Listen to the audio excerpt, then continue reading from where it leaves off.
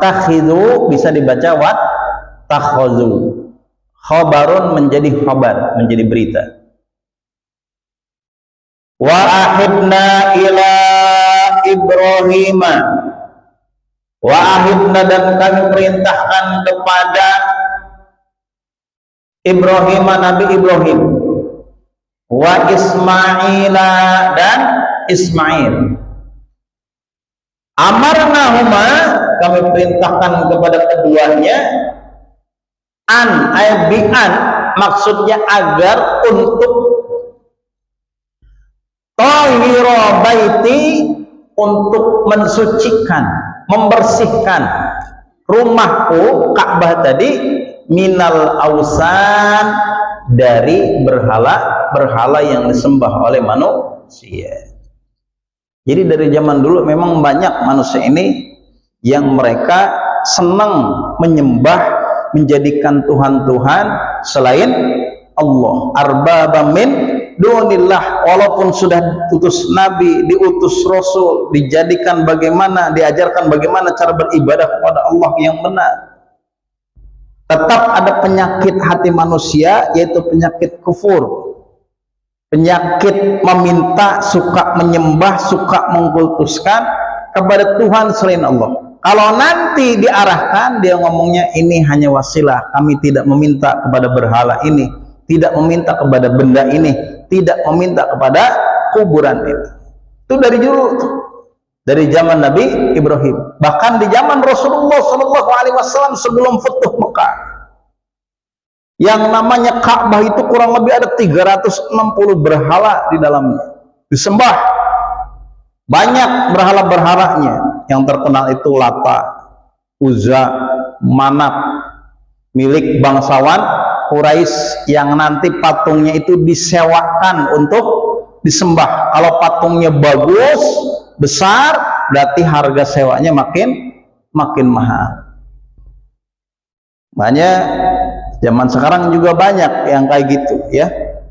Makin modern, zaman makin maju, dunia teknologi makin berkembang, tapi yang namanya kemusyrikan memang dari dulu tuh nggak bakal hilang, ada. Maka harus dikurangi, harus diperangi. Dengan apa? Dengan cara mengajarkan agama yang benar, akidah yang lurus.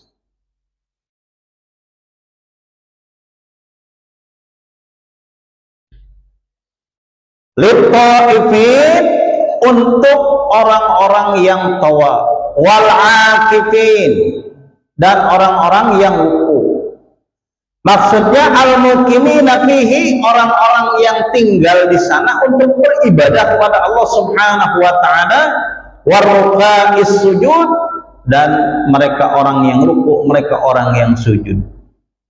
Jam'u raki'in wasajidin, rukai, kalimat sujud sama kalimat rukai. Kalau rukainya itu jamak dari kalimat rokin. Kalau sujud ya pakai wawu, jamak dari kalimat sajid, maksudnya orang-orang yang sujud. Al musallin, sebagai tempat ibadah, tempat sholat. Wa idh qala Ibrahimu, dan tatkala Nabi Ibrahim berkata, berdoa, Rabbi, wahai Tuhanku, ij'al, jadikanlah, hadza al-makana, tempat ini, baladan amina, sebagai tempat atau negeri yang aman,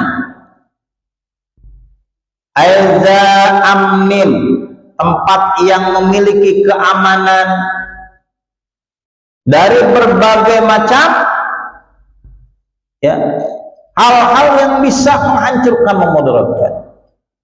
Wa qad ajabahu Allahu du'aahum, lalu Allah Subhanahu wa taala mengabulkan doa Nabi Ibrahim. Yang berdoanya Nabi Ibrahim yang dikabulkan. Beda kalau yang berdoanya kita. Makanya ayat atau doa, kalimat zikir yang dibaca bukan soal kalimatnya, tapi soal siapa yang membacanya. Kalau yang membacanya orang yang alim, orang yang soleh, orang yang hatinya bersih, ya, doanya dikabul dan diijabah oleh Allah. Tapi kalau hatinya kotor, nggak benar, jauh dari ibadah, apalagi dari zikir pada Allah, mungkin doa kalimat yang dibacanya sama, tapi hasilnya berbeda. Hanya kata orang dulu, zaman dulu mah, orang baca bismillah doang, itu bisa terbang. Baca bismillah doang bisa jalan di atas air. Baca bismillah doang bisa masuk ke dalam tanah. Maksudnya itu saking bersihnya orang zaman dulu hatinya, baca bismillah doang itu ampuh. Beda dengan orang zaman sekarang, ya. Dikabulkan doanya Nabi Ibrahim alaihissalam. Faja'alahu haraman la yusfaqu fihi damul insan, sehingga dijadikan tempat yang mulia yang tidak ada ditumpahkan darah di tempat itu. Wala yuzlamu fihi ahadun, tidak juga ada kezaliman satu orang pun yang dilakukan oleh satu orang pun. Wala yusadu sayduhu, dan tidak boleh berburu di tempat itu.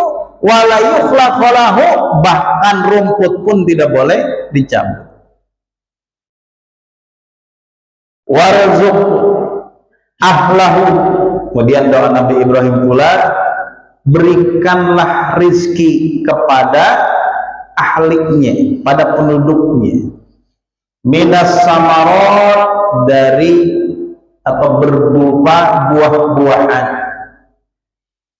Wa qad fu'ila binaqlit ta'ifi minasyami ilaihi, dan itu pun telah terjadi diangkutnya buah-buahan makanan dari orang-orang yang tawaf yang berasal dari negeri Syam.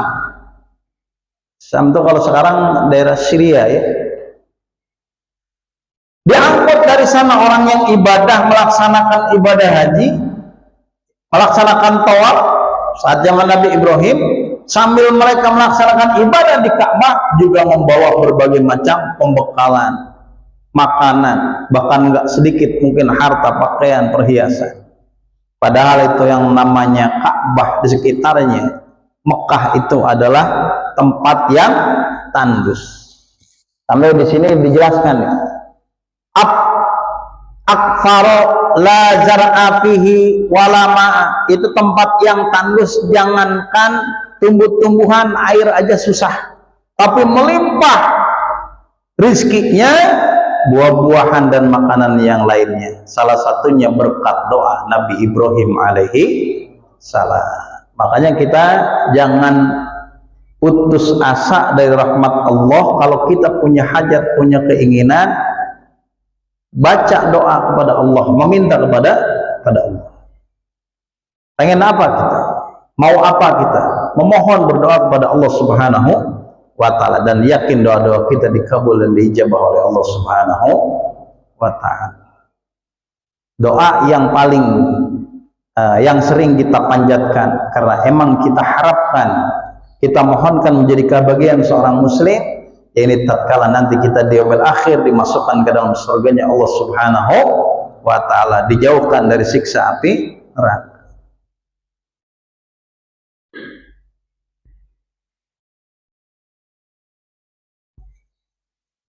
Man amana minhum billahi wal yaumil akhir. Man amana, kata Nabi Ibrahim, untuk orang-orang yang beriman, minhum, dari mereka, billahi, kepada Allah, wal yaumil akhir, dan kepada hari akhir. Badalun min ahlihi, ini menjadi pengganti dari kalimat ahlihi. Jadi orang yang mendapatkan rizki yang banyak itu, yaitu ahli tadi, itu ahlihi, maksudnya adalah orang-orang yang beriman kepada Allah, mereka orang-orang yang beriman kepada hari akhir. Wa khassahum bidu'ai, dan ini dikhususkan di dalam doanya Nabi Ibrahim alaihissalam, muwafaqatan liqoulihi, sesuai dengan firman Allah yang dulu pernah kita bahas, la yanalu ahdi zalimin, tidak akan sampai janjiku kepada orang-orang yang zalim. Itu tentang masalah kepemimpinan, ya, tentang ridho Allah. tentang rahmat Allah. Allah Ta'ala, tatkala Nabi Ibrahim mengkhususkan bahwa rezeki itu hanya untuk orang beriman pada Allah dan hari akhir, Allah SWT menjawab, wa arzuqu man kafar fa amat tiuhu fa umattiuhu, dan aku memberikan rezeki juga kepada orang-orang kafir berikut dengan kesenangan dunia. Bitasdid wa takhfif fid dunya birizki. Jadi orang-orang kafir pun yang namanya rezeki mah sama, mau kagak beriman mau beriman akan Allah berikan rezeki. Orang yang ahli ibadah, orang yang sering sholat, Allah kasih rezeki. Orang yang nggak sholat nggak ibadah juga, Allah beri rezeki. Qalilan, akan tetapi sedikit rezekinya. Apa maksudnya sedikit? Muddata hayatihi, diberikannya itu hanya sementara dia hidup di dunia, selama dia hidup di dunia sebagai orang kafir. Tapi nanti dia akhir dia tidak mendapatkan surganya Allah Subhanahu wa taala. Inilah keadilan Allah Subhanahu wa taala. Orang kafir, orang nggak pernah ibadah, nggak pernah sholat, jauh dari masjid. Jauh dari masjid itu nggak pernah masuk masjid walaupun rumahnya dekat masjid gitu ya. Jauh dari ibadah. Tapi kalau dia mau ikhtiar, dia mau usaha, tetap Allah berikan rezeki kepada dia. Itu keadilan Allah. Dia mau usaha, mau kerja, ya Allah kasih. Ada orang yang rajin ibadah, rajin sholat, tapi justru rezekinya malah seret, ya, malah kurang. Oh, ternyata bukan masalah Allahnya, tapi dianya. Sholat doang, baca doa doang, kerja kagak mau, malas, usaha kagak mau, duduk doang ngitungin kasbih nungguin rezeki. Bisa nggak tuh? Kagak bisa. Dia harus usaha juga, harus bekerja juga. Likulli syai'in sababun, tidak segala sesuatu di dunia ini terjadi karena sebab. Harimau saja yang suka mengaum, kan auman harimau itu sangat-sangat menakutkan. Jangankan bagi hewan yang lain, bagi manusia aja menakutkan kan auman harimau. Kalau harimau itu mengaum doang tanpa nyari makanan, tanpa ngejar buruan, kira-kira dapat makanan enggak?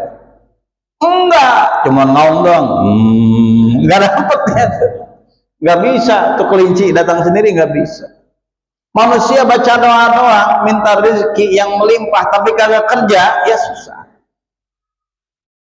Tapi kalau dia mau usaha, dia mau ikhtiar, diiringi dengan doa, dia harusnya lebih sukses dari orang-orang kafir. Kenapa?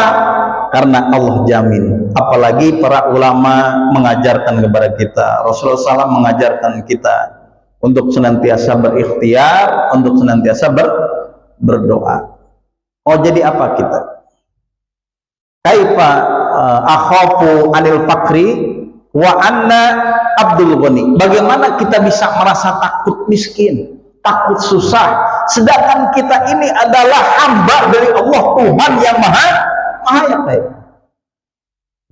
Kaifa akhafu anil fakri wa anna abdul ghani. Bagaimana kita ini merasa takut susah, takut miskin hidup di dunia, sedangkan kita adalah hamba dari Allah Subhanahu wa taala, Tuhan yang maha kaya, yang merajai, menguasai seluruh alam jagat raya ini. Kalau hanya dunia, hanya jabatan, hanya harta, itu seperti sayap nyamuk di hadapan Allah, kecil. Dan kalau hamba yang berusaha, hamba yang meminta kepada Allah, buat apa Allah menghalanginya, menahannya? Akan Allah berikan. Cuman mintanya yang benar, usahanya yang sungguh-sungguh. Jangan sampai takut. Kita mau usaha, mau bisnis, mau kerja, kalau kita benar-benar berdoa pada Allah, bersungguh-sungguh berikhtiar, akan Allah berikan. Hanya ada doa yang terkenal, ya, ada ayat yang terkenal. Al-Quran surat At-Tolak ayat 2 sampai dengan ayat 3, ya, ada wa may yattaqillaha yaj'al lahu makhraja wa yarzuqhu min haitsu la yahtasib wa may yatawakkal 'alallahi fahuwa hasbuh innallaha balighu amri qad ja'alallahu likulli syai'in qadara. Wa may yattaqillaha yaj'al lahu makhraja wa yarzuqhu min haitsu la yahtasib. Orang yang bertakwa kepada Allah Subhanahu wa taala akan Allah berikan rizki. Allah datangkan rizki kepadanya dari jalan yang tidak dia sangka-sangka. Bahkan kalau dia tawakal kepada Allah setelah dia berikhtiar, bahwa hasbuh akan Allah cukupkan begitu. Ini ayat ini ada riwayat yang menjelaskan dulu ada seorang laki-laki yang dia bermimpi bertemu dengan Nabi Khidir alaihi salam. Laki-laki ini sebagai pedagang, dia diperintahkan oleh Nabi Khidir untuk bersedekah dengan 1000 dinar. 1000 dinar, satu dinarnya itu 4,25 gram. Nanti kalau 1000 dinar kurang lebih ya 4000 dinar lebih ya. 4000 dinar. Ya kalau diuangkan kurang lebih sekitar 5 miliar duit. Tapi enggak dilaksanakan. Mimpi lagi sampai 3 kali. Setelah dia yakin mimpi ini merupakan petunjuk bagi dia, dia pun bersedekah dengan 1000 dinar. Setelah itu datang lagi nih Nabi Khidir ke dalam mimpinya. Kata Nabi Khidir, sekarang amalkan nih, baca ayat ini setiap pagi dan sore. Apa ayatnya? Wa may yattaqillaha yaj'al lahu makhraja wa yarzuqhu min haitsu la yahtasib wa may yatawakkal 'alallahi fahuwa hasbuh, dan seterusnya. Dibaca sebagai pengganti dari sedekah 1000 dinar tadi, dibaca terus menerus. Pada suatu hari ini pedagang ini dia melakukan perjalanan untuk berdagang beserta dengan pedagang yang lain, naik perahu. Di tengah laut terjadi angin topan yang besar sehingga perahu yang dinaikinya itu hancur. Kemudian terdamparlah dia dengan yang lain. Anehnya ya, pedagang yang lain yang ikut bareng menumpang di kapal itu, termasuk pemilik kapalnya, itu mati semua. Barang-barangnya hancur semua, barang dagangannya hilang, hancur. Tapi dia, laki-laki yang tadi membaca surat At-Tolak tadi, mendawamkannya, menzikirkannya, dianya selamat, dan barang dagangannya juga utuh, kagak rusak sama sekali. Lalu dia hiduplah di pulau tempat dia terdampar itu. Dia pun jadi pengusaha di sana, dagang, dan jadi orang kaya, sukses dengan terus membaca Al-Quran surat At-Tolak tadi. Dan lama-kelamaan dia diangkat menjadi raja di tempat itu. Itu diantara fadilahnya. Makanya ayat ini disebut dengan ayat 1000 dinar. Dibaca tuh, hafalin dulu sebelum dibaca. Hafal kan? Hah? Insya Allah. Kalau insya Allah itu jawaban yang ngambang tuh. Bisa hafal, bisa kagak. Baca ya. Nanti saya ajarin juga doanya, karena harus ada doanya. Ya, mentawassulkan. Boleh gak? Boleh. Bertawassul kepada amal soleh yang kita lakukan sendiri itu boleh. Ya ayyuhalladzina amanu wabtagu ilaihil wasilah. Itu boleh. Itu ayatnya. Ya, ikutin ya. Bismillahirrahmanirrahim. Wa may yattaqillaha yaj'al lahu makhraja wa yarzuqhu min haitsu la yahtasib wa may yatawakkal 'ala Allah fa huwa hasbuh innallaha balighu amri qad ja'alallahu likulli syai'in qadara. Itu ayat yang dibaca, langsung baca doanya. Ya, ikutin. Allahumma inni atawassalu bi kalamikal qadimi anta ja'alani min ibadikal muttaqin waj'al li makhraja warzuqhu min haitsu la yahtasib warzuqni min haitsu la yahtasib. Allahumma inni tawakkaltu alaika fa anta hasbi.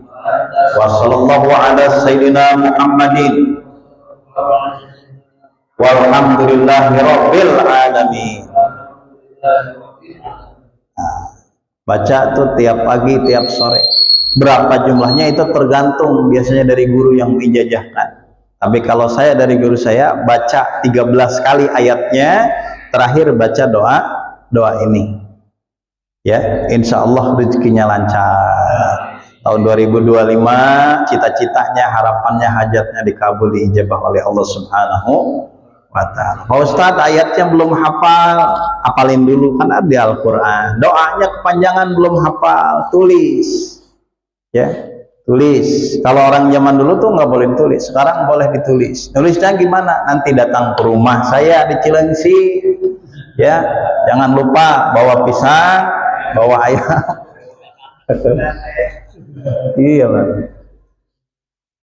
Jadi harus yakin kita ya, jangan sampai merasa putus asa dari rahmat Allah Subhanahu wa ta'ala. Jadi untuk urusan rezeki Allah berikan bukan hanya kepada orang yang beriman saja. Orang-orang yang kafir pun, orang-orang yang kufur pun Allah berikan rezeki.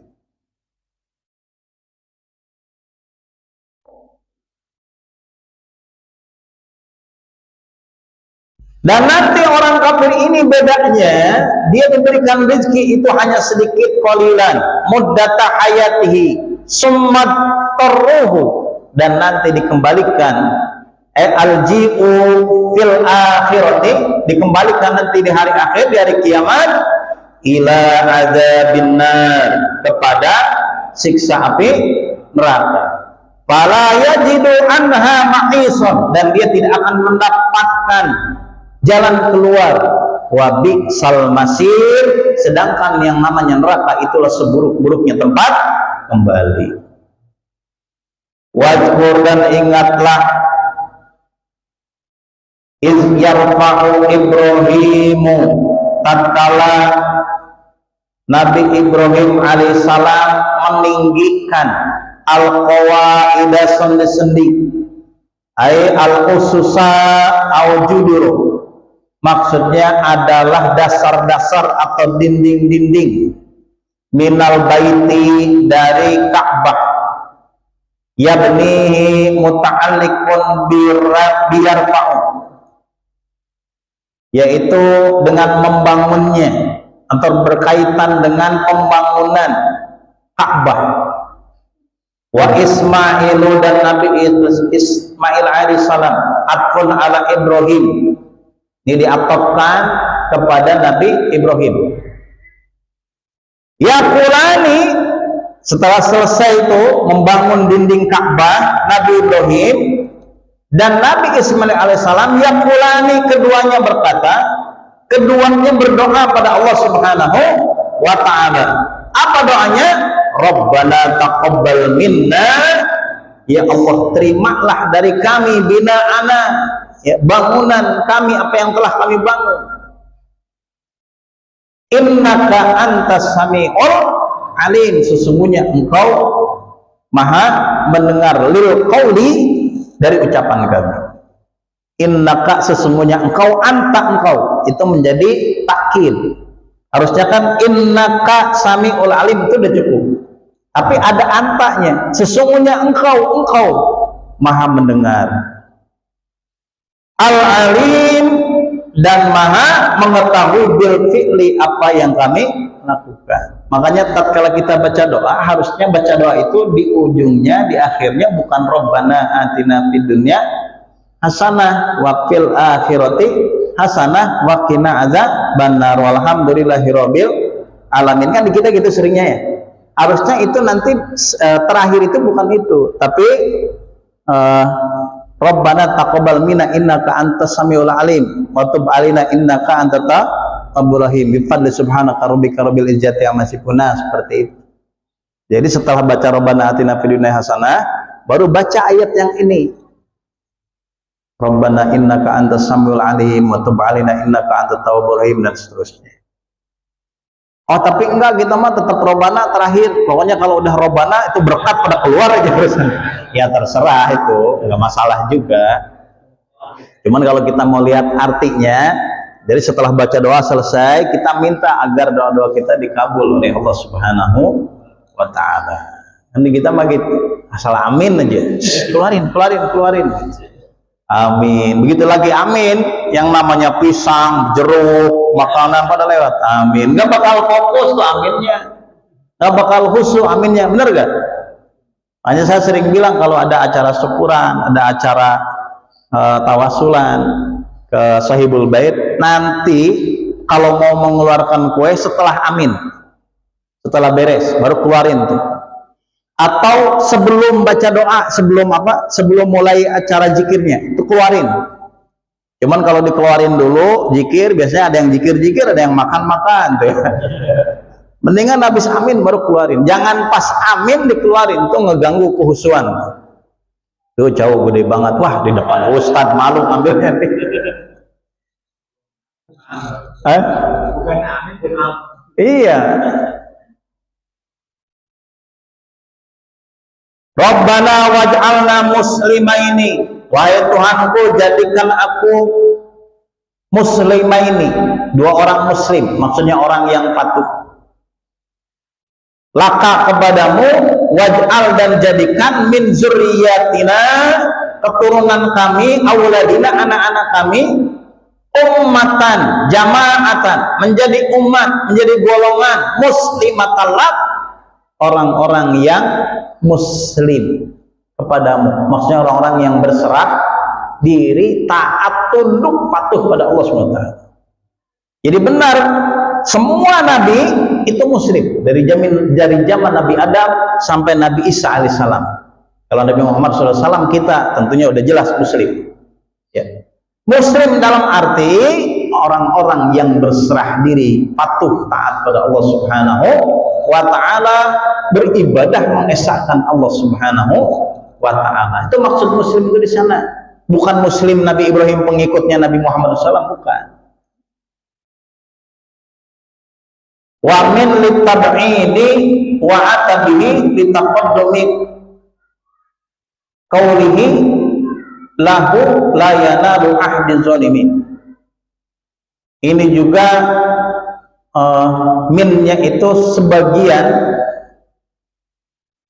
maknanya dari min zuriyati, sebagian dari keturunan kami, karena diajukan doa ini ada keterangan dulu firman Allah SWT bahwa janjiku tidak akan mencapai orang-orang yang zalim.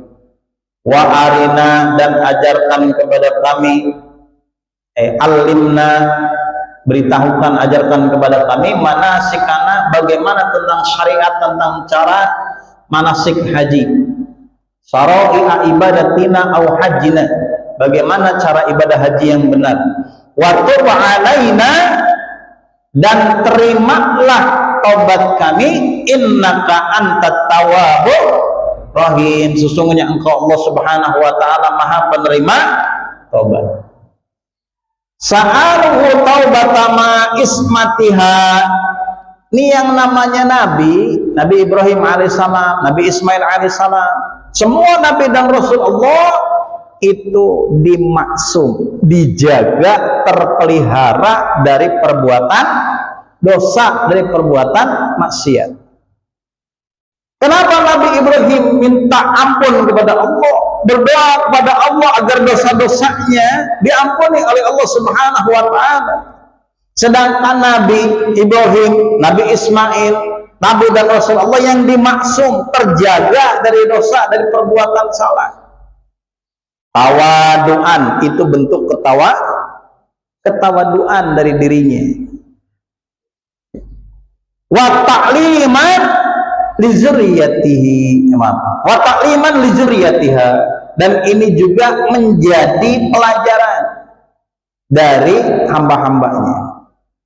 Tawaduan wa ta'liman li zurriyatiha, tawaduknya Nabi Ibrahim dan Nabi Ismail, kemudian mengajarkan kepada anak-anaknya, kepada keturunannya, walaupun mereka hamba Allah, Nabi dan Rasul Allah yang dimaksud yang terpelihara dari dosa, dari maksiat, tapi tetap mau berdoa, mau bertobat, membaca istighfar, memohon ampun pada Allah Subhanahu wa ta'ala. Padahal nggak memohon ampun pun udah dijamin oleh Allah Subhanahu wa ta'ala, tapi mengajarkan kepada kita. Nabi Muhammad Rasulullah SAW dalam sehari beliau istighfar berapa kali? Lebih dari 70 kali, bahkan sampai 100 kali dalam sehari. Nabi Muhammad Rasulullah SAW juga sama, dimaksud oleh Allah SWT, tapi beliau beristighfar sebanyak itu. Buat apa? Tawaduan, ketawaduan Rasulullah Shallallahu Alaihi Wasallam, wa ta'liman li ummatihi, dan menjadi pelajaran, mengajarkan kepada umatnya Rasulullah SAW. Nabi saja yang dimaksud dijamin masuk surga, terpelihara dari dosa, beristighfar sehari 70 kali lebih. Masa kita yang tiap hari berbuat dosa istighfar 3 kali, habis sholat juga malas banget, kan gitu.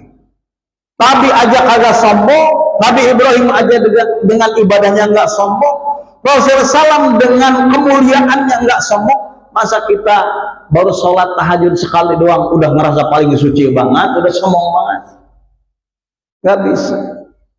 Makanya di dalam kitab Hikam, nasihat yang pertama di sana dijelaskan alamatul i'timadi alal amali nuqsanur rajai inda wujudi jalali. Tanda daripada orang yang menyandarkan dirinya pada ibadah pada Allah Subhanahu wa ta'ala, yaitu kurangnya harapan dari rahmat Allah tatkala dia melakukan dosa. Artinya apa? Dia menyandarkan dirinya kepada ibadah. Secara syariat, secara zahir, kita diwajibkan untuk beribadah, benar kan? Diwajibkan sholat, diwajibkan puasa, diwajibkan sedekah. Tapi kita tidak boleh menyandarkan diri kita kepada ibadah, karena diri kita itu hanya boleh disandarkan kepada Allah Subhanahu wa ta'ala. Kalau orang menyandarkan dirinya kepada ibadahnya, nanti ujung-ujungnya kesombongan. Yang namanya iblis, dulu namanya Azazil, dia tidak tunduk kepada Allah karena sombong, merasa dirinya ibadahnya lebih hebat dari Nabi Adam. Nabi Adam baru diciptakan, dia udah ribuan tahun beribadah kepada Allah. Dia sandarkan dirinya pada ibadahnya. Tatkala diperintahkan oleh Allah untuk bersujud kepada Nabi Adam, dia nggak mau. Kenapa? Sombong dengan ibadahnya. Korun itu orang yang miskin, minta didoain supaya kaya kepada Nabi. Begitu kaya raya, luar biasa kayanya. Dia nyimpan kekayaannya, emasnya di satu gudang. Di gudang itu digembok, yang gemboknya, kuncinya, ya itu diangkat sama 8 orang dewasa agak kuat. Itu gemboknya doang, gimana isinya juga. Tapi dia sombong dengan usahanya, dengan dirinya, dengan amalnya. Dia tidak menyandarkan dirinya kepada Allah, dihancurkan, ditenggelamkan korun berikut harta. Makanya kalau kita mau nyari harta yang terpendam, sebutnya harta apa? Harta karun. Ya, dulu di Sodong ada tuh ya, Ustadz ngajak jemaah, ayo kita nyari harta terpendam, harta karun, harta Bung Karno. Tahu-taunya nipu, itu ketipu. Kan ada tuh harta goib, uang goib. Kalau kagak ada itu. Dia yang goib dukunnya, atau ustadz yang dukun yang pura-pura jadi ustadz. Tapi Nabi Sulaiman, dia menjadi raja, bukan hanya rajanya manusia, hewan juga takluk sama Nabi Sulaiman. Jin juga tunduk kepada Nabi Sulaiman. Bahkan ada kerajaan besar namanya kerajaan Saba, dipimpin oleh seorang ratu perempuan, Ratu Balqis, bisa ditundukkan oleh Nabi Sulaiman. Ditanya, ini semua karena siapa? Ini semua milik Allah, karena Allah. Ini ujian, kalau aku bersyukur kepada Allah akan ditambahkan nikmat. Dia menyandarkan dirinya bukan pada kerajaannya, kekuasaannya, ilmunya, ibadahnya, tapi dia sandarkan dirinya hanya pada Allah. Kan kita suka baca la ilaha illallah, tidak ada Tuhan selain Allah. Artinya kita sandarkan hidup kita, diri kita hanya pada Allah. Kita baca hasbunallah wa ni'mal wakil, ni'mal maula wa ni'man nasir. Kita sandarkan diri kita kepada Allah, karena hakikatnya tidak ada penolong. Cukuplah Allah sebagai penolong kita. Tidak ada daya dan upaya melainkan atas izin Allah Subhanahu wa ta'ala. Tapi kalau orang menyadarkan dengan ibadahnya, sombong dia. Wah, pokoknya di masjid kalau nggak ada saya mah nggak bakal rame, gitu ya. Orang yang dia menyandarkan dirinya kepada jabatannya, sombong dengan jabatannya. Orang yang menyandarkan dirinya kepada ilmunya, dia sombong kepada ilmunya. Dengan ilmunya dia merasa gagah, merasa bangga, dia sombong, menganggap orang lain rendah. Ada tukang es lewat aja dihina-hina sama dia, dimaki. Kenapa? Dia bangga dengan ilmunya, dengan jabatannya, dengan amal solehnya. Karena dia menyandarkannya kepada itu, bukan pada Allah Subhanahu wa ta'ala.